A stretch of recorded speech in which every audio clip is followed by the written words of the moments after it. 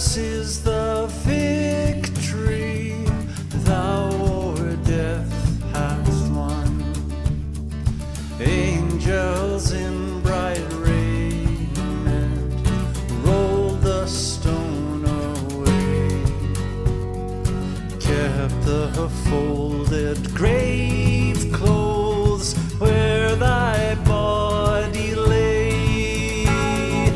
Thine be the glory, risen conquering Son.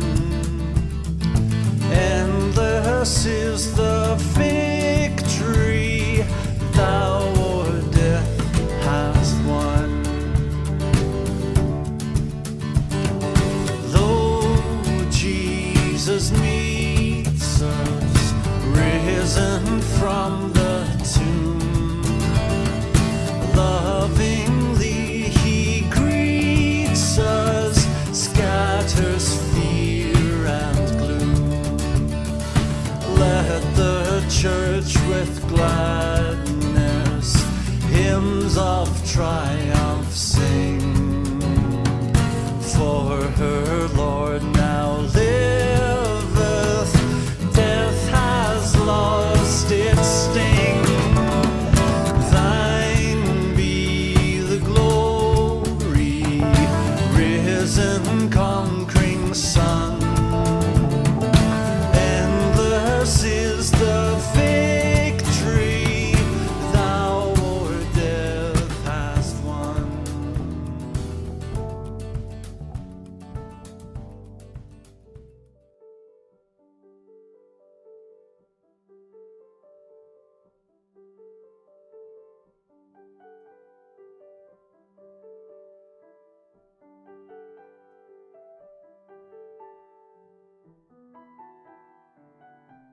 Blessed are the poor in spirit, for theirs is the kingdom of heaven. Blessed are those who mourn, for they will be comforted. Blessed are the meek, for they will inherit the earth. Blessed are those who hunger and thirst for righteousness, for they will be filled. Blessed are the merciful, for they will be shown mercy. Blessed are the pure in heart, for they will see God. Blessed are the peacemakers, for they will be called children of God. Blessed are those who are persecuted because of righteousness, for theirs is the kingdom of heaven. Blessed are you when people insult you, persecute you, and falsely say all kinds of evil against you because of me. Rejoice and be glad, because great is your reward in heaven. For in the same way they persecuted the prophets who were before you.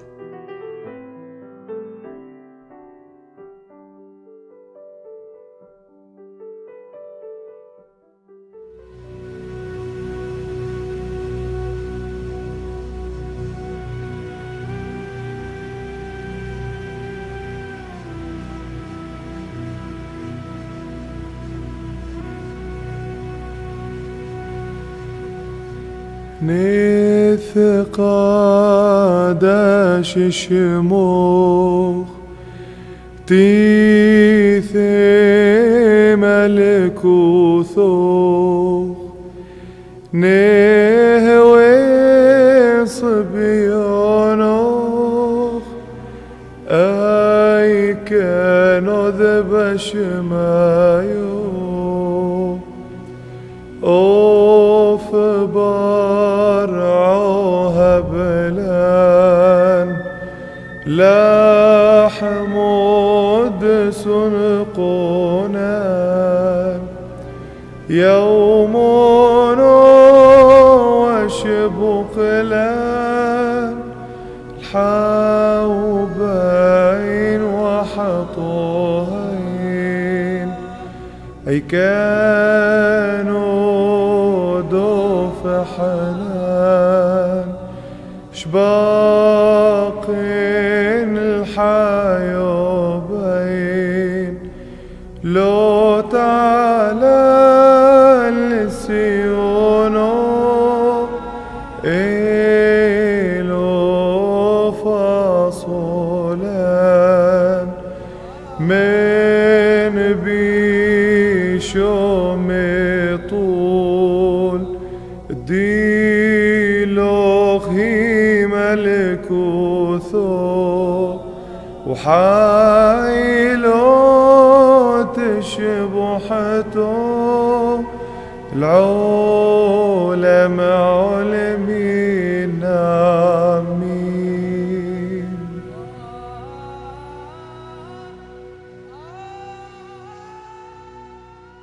Advertisers tend to use all sorts of techniques to sell their products and their ideas. So for example, celebrity endorsements.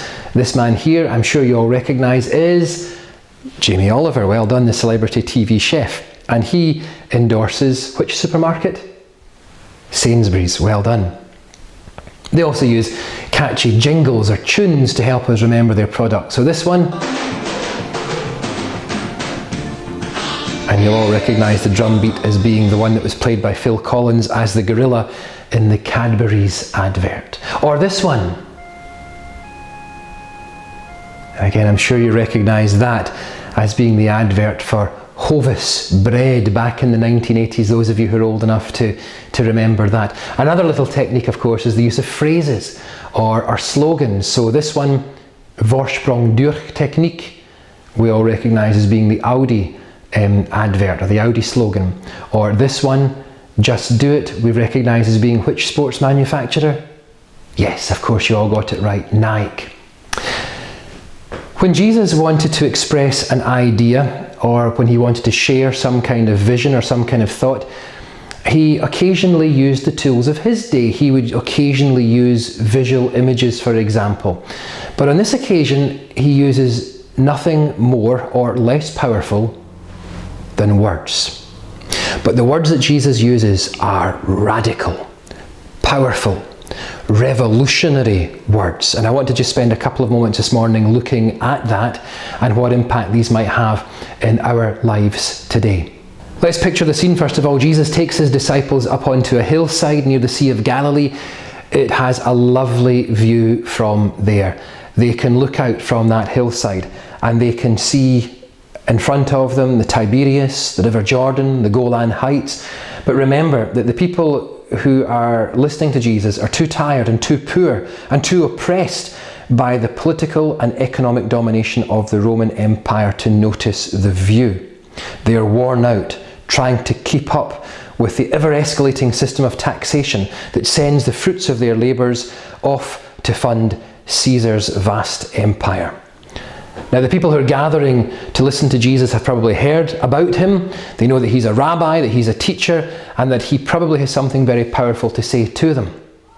And so they come and they listen to him, and he says some really powerful stuff. He says things like, "Blessed are the poor, blessed are those who hunger, blessed are those who are peacemakers." Now, the world in Jesus' day wasn't too dissimilar to our day in that people were keen to climb the social ladder and get to the top. People were keen to do their religious duties and to be seen to do their religious duties so that they were rewarded for doing so. They were keen to promote self. And Jesus turns that completely on its head in these next few verses. Because he takes the social order and he turns it upside down. He takes the cultural norm and he challenges it to the very core. And what applied then is equally, if not more, applicable to our world today. He says things like this. He says, "Blessed are the poor in spirit, for theirs is the kingdom of heaven." What does poor in spirit mean? I think poor in spirit means somebody who has realised their own utter helplessness and so their own absolute need or dependence upon God. That's what to be poor in spirit means. He says, "Blessed are those who mourn, for they will be comforted." Surely those who mourn would never describe themselves as being blessed. But again, we've got to be careful here. I think what Jesus means here is that those who mourn, those who've known the heart-breaking pain of loss, are quite often the ones who are most able to empathise with people who go through that similar journey. Blessed are those who mourn, for they shall be comforted. Remember, Jesus is speaking here, not in the future tense, in the Hebrew, in the original language. This is present tense. Jesus is not talking about this is what heaven will look like. he's talking about the here and now. He's talking about this is what the world now can actually look like. He says, blessed are the meek, for they shall inherit the earth. Meek, I don't know when I last heard somebody using the word meek. It's a word that we no longer use in modern day Scotland. And yet, again, going back to the original Hebrew, what the word, I don't know if meek is actually a very good translation, because what it really means is that it's describing somebody who is God-centered, who is God-controlled, someone who has the humility to know their own ignorance and their own weakness and their utter dependence on God. That's what it really means. Blessed is the person who knows that, because you know what? You've kind of got it right. You've got the good starting point for the rest of life. Blessed are those who hunger and thirst for righteousness. Blessed are the merciful. Blessed are the pure in heart. Blessed are the peacemakers. Blessed are those who are persecuted. Blessed are you when people insult you. Gosh, we live in a world where contentment is measured so often by material things. And you see that when you go onto somebody's Facebook page. See what they post. And you realise what our barometer for contentment is. The food we eat, the cars we drive, the stuff we have. That would be our kind of measure for contentment for many of us. And Jesus turns that on its head. Freddie Mercury, who was one of the greatest singers of all time, he had amassed millions of pounds and sang before crowds of hundreds of thousands at some of the concerts that Queen performed at. Just before his death, Freddie Mercury said this: "You can have everything in the world and still be the loneliest man, and that's the most bitter type of loneliness. Success has brought me world idolization and millions of pounds, but it's prevented me from having the one thing we all need, a loving, ongoing relationship." And that is what Jesus Christ offers to each one of us. In the end, I guess the Beatitudes are really about something as simple as walking with God. Our world gives us a recipe for successful living, but it's such a short-sighted recipe. Jesus gives us alternatives, 9 of them to be precise. And he says that there is greater happiness and joy to be had than what the world is prepared to offer us. Jesus says that there really are ways to become blessed. Amen.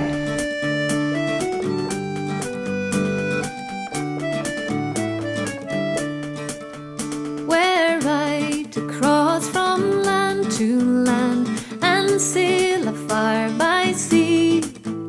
Descend the depths or climb the heights, my Lord remains with me.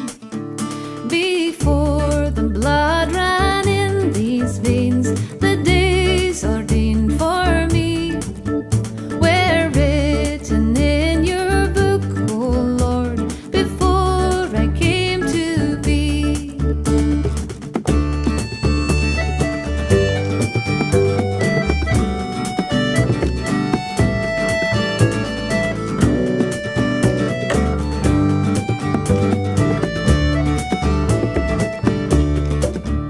I grieve to hear your enemies speak hatred, Lord, of you. Long though they scheme with ill intent, their days are numbered too. How precious are your thoughts to me, how countless, Lord, they are. More than the shores have grains of sand, more than the skies have stars.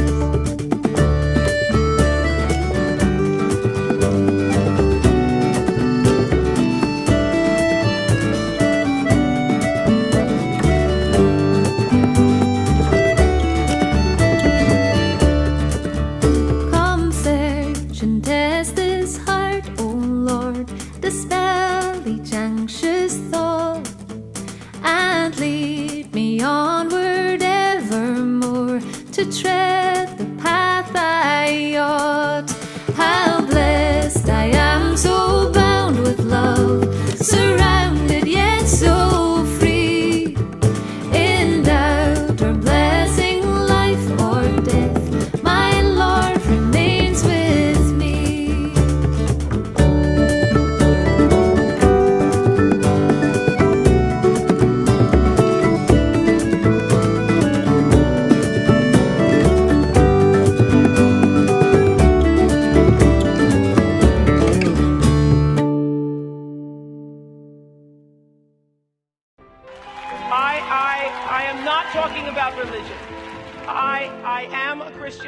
my faith. I'm not asking you to be a Christian. If you want to be one, I can show you how.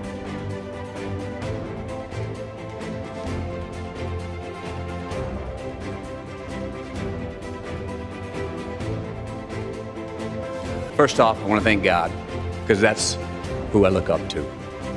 He's graced my life with opportunities that I know are not of my hand or any other human hand.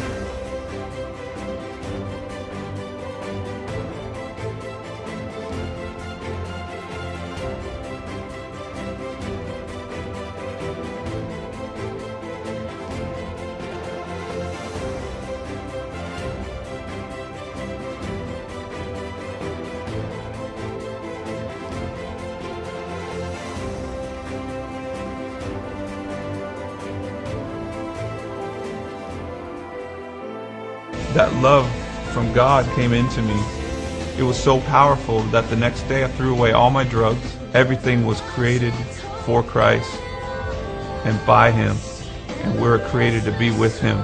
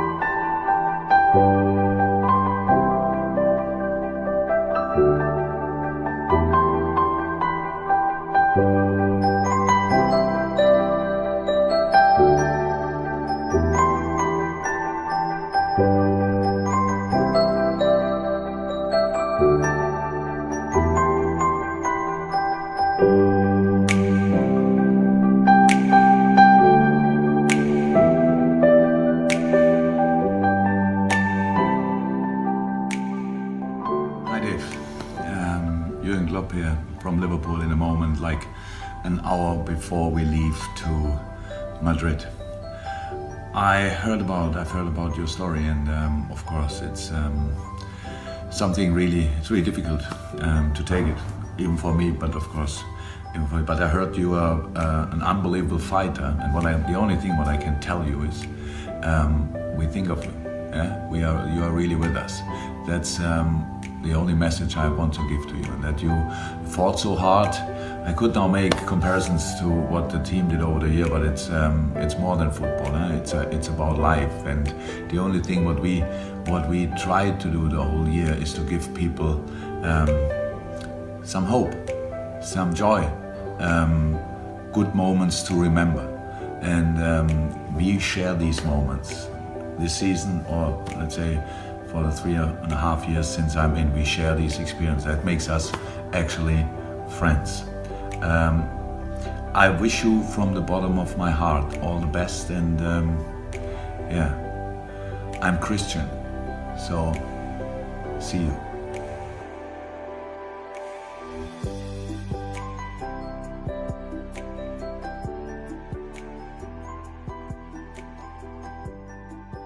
you.